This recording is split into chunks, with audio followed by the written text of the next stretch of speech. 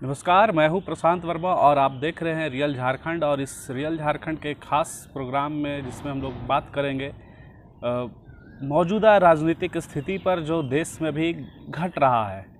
तो जी हाँ, राजनीतिक चर्चा पर आप लोगों का स्वागत है। और आज के इस वीडियो में हम लोग खास करके बात करेंगे बिहार के जाने माने चेहरा, बिल्कुल हर लोग उनसे वाकिफ़ हैं, बिहार की एक जागता हुआ उम्मीद, उगता हुआ सूरज, जिसे कहीं ना कहीं किसी तरीके से हम लोग कह सकते हैं कि हाईजैक कर लिया गया। और पता नहीं, ये लोगों का अपना अपना सोच है, लेकिन उन सोचों का क्या होगा जिस पे अचानक से बिल्कुल पानी फिर गया।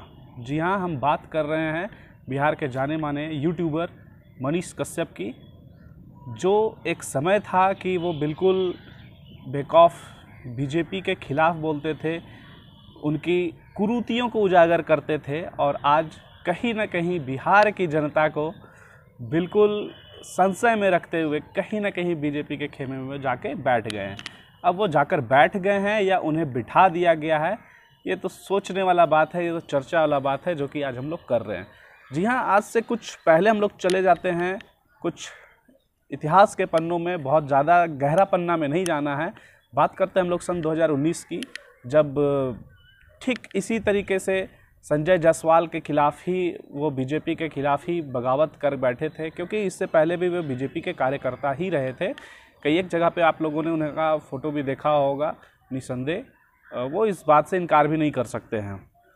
उस समय का घड़ी क्या था, सिनेरियो क्या था कि एक लालसा थी इनके भीतर, कहीं ना कहीं वो लालसा, वो पीड़ा, वो टिस जो था वो धीरे धीरे घात कर रहा था उनके हृदय में। और 2019 में ही उन्होंने चुनावी बिगुल फूंक चुका था, क्योंकि उस समय वो उभर ही रहे थे और भारतीय जनता पार्टी ने उन्हें कहीं जगह नहीं दिया था, तो उन्होंने निर्दलीय चुनाव लड़ने का निर्णय लिया। लड़े भी, काफ़ी मेहनत भी किए निसंदेह। वहीं से धीरे धीरे राजनीतिक मैदान में उन्होंने कदम रखा और सफ़र वहाँ से स्टार्ट किया। फिर समय आता है 2020 का, जब बिहार में विधानसभा चुनाव था, तो उस समय भी मनीष कश्यप का कहीं कोई, क्योंकि वो उस समय फ़िलहाल बागी तेवर था, तो पार्टी ने भी उन्हें जगह नहीं दिया, क्योंकि उस समय पार्टी को ऐसा नहीं लग रहा था कि भाई ये हमारा कुछ बिगाड़ सकता है, पार्टी में रहकर या पार्टी में बाहर रहकर। खैर, वो अलग सिनेरियो था। लेकिन धीरे धीरे समय बीतता चला गया और मनीष कश्यप मेहनत करते गए और लोगों के दिलों में अपना एक जगह बनाया, और उस जगह बनाते ही अपने आप को नाम दिया सन ऑफ बिहार। लेकिन आज क्या, वो सन ऑफ बिहार से सन ऑफ बीजेपी बन गए, पलक झपकते देखते ही देखते। सही कहा गया है ना कि अगर किसी पेड़ को काटना है तो उसे कुल्हाड़ी से मारने की ज़रूरत नहीं है, उसके जड़ों में शक्कर डाल दो, शहद डाल दो, गुड़ डाल दो, कुछ मीठा चीज़ डाल दो, ताकि उस मिठास से उसका जड़ खुद ब खुद सूख जाए। तो कहीं ना कहीं ऐसा लगता है कि मनीष कश्यप राजनीति के शिकार हो गए। चले थे राजनीति करने, लेकिन कहीं ना कहीं अब उनकी क्या निजी राय है, उस निजी राय पर तो भाई वही विचार कर सकते हैं, हर लोग का एक विचार होता है। लेकिन उस विचार का क्या, उस सोच का क्या, उस उम्मीद का क्या, जो बिहार की जनता, जी हाँ, वो बिहार की जनता, वो मज़दूर, वो प्रवासी मज़दूर, जिन्होंने उनसे काफ़ी उम्मीद और आस लगा बैठे थे कि भाई मनीष कश्यप कुछ करेगा हम लोगों के लिए। लेकिन अब क्या, वो तो सन ऑफ बिहार से सन ऑफ बीजेपी हो गए। कहीं ना कहीं उनकी आवाज़ को दबा देने का काम किया गया, क्योंकि अभी मौजूदा चुनाव में संजय जायसवाल के खिलाफ वो चुनाव लड़ रहे थे। कहीं ना कहीं नुकसान किसे देते, भारतीय जनता पार्टी को देते।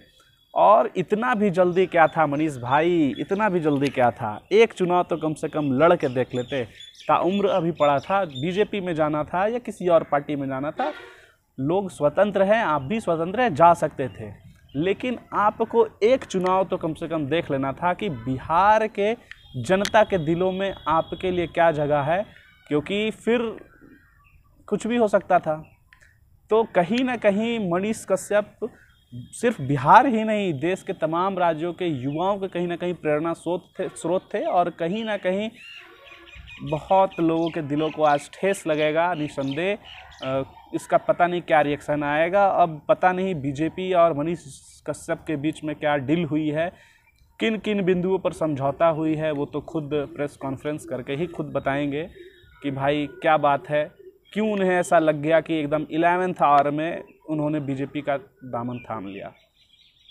क्या राज्यसभा की तरफ से कुछ इशारा मिल गया है, या बिहार विधान परिषद की तरफ से उन्हें कुछ इशारा मिल गया है?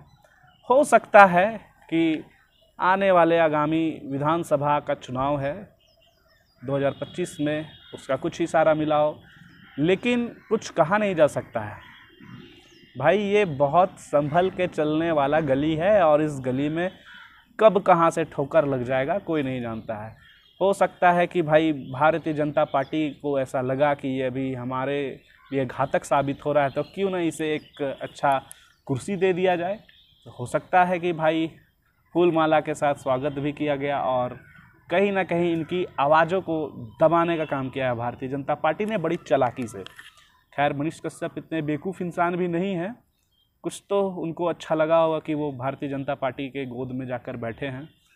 भाई स्वतंत्र हैं, किसी के गोद में भी बैठ सकते हैं, लेकिन बार बार प्रश्न यही उठता है कि उन माताओं का क्या जिन्होंने बिल्कुल नायक की तरह दूध से अभिषेक किया था। उन्हें उम्मीद थी कि मनीष कश्यप दूध का कर्ज चुकाएगा, दूध का कर्ज अदा करेगा, लेकिन उस दूध का क्या अब फिर से बिहार की जनता मनीष कश्यप पे भरोसा कर सकती है?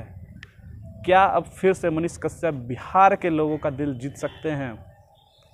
बहुत सारा प्रश्न चिन्ह उठ रहा है।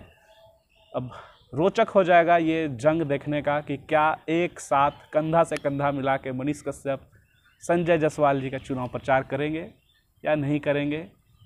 बाद बाकी देश के तमाम निर्दलीय उम्मीदवारों के लिए बिल्कुल प्रेरणा के स्रोत आज सन ऑफ बिहार से सन ऑफ बीजेपी बन गए हैं। दोस्तों, आप लोगों का क्या विचार है बिल्कुल कमेंट बॉक्स में कमेंट करके ज़रूर बताएं। हमें जो लगा हमने अपना विचार रख दिया, बाद बाकी मुझे आप लोगों के कमेंट्स का इंतज़ार रहेगा। जय हिंद, वंदे मातरम।